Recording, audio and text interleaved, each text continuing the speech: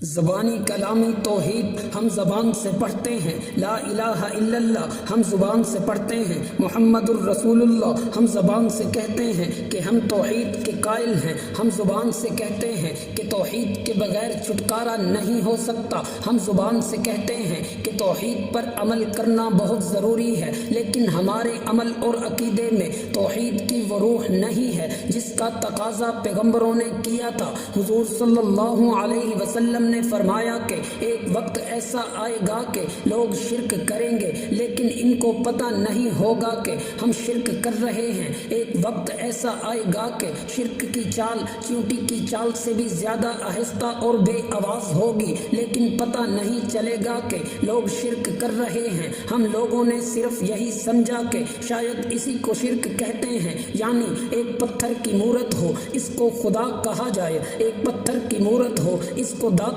کہا جائے، ایک پتھر کی مورت ہو اور اس کو سجدہ کیا جائے، ایک پتھر کی مورت ہو اور اس کو رب کہا جائے، ایک پتھر کی مورت ہو اس کو مشکل کشا کہا جائے، ایک پتھر کی مورت ہو اس کو حاجت روا کہا جائے۔ صرف یہ شرک ہے، یہ بالکل غلط بات ہے، اس بات کی کوئی حقیقت نہیں ہے۔ شرک کیا ہے؟ آؤ آج یہ دیکھتے ہیں شرک کا معنی کیا ہے۔ آؤ آج اسی طرف توجہ کرتے ہیں کہ آخر شرک کس کو کہتے ہیں۔ میرے بھائیوں، جو چیز اللہ ہی دیتے ہیں، جو چیز اللہ ہی سے مانگی جاتی ہے، جس چیز کا تقاضا اللہ ہی سے کرنا ہے، جس چیز کی امید اللہ ہی سے رکھنی ہے اور جس چیز کا اللہ ہی سے تقاضا کیا جا سکتا ہے، اگر وہ تقاضا اللہ کے علاوہ کسی اور سے کیا جائے، یعنی قبر سے کیا جائے تو یہ شرک ہے، پتھر سے کیا جائے تو یہ شرک ہے، دیوتا سے کیا جائے تو یہ شرک ہے، چاند سے کیا جائے تو یہ شرک ہے، سورج سے کیا جائے تو یہ شرک ہے، مورت سے کیا جائے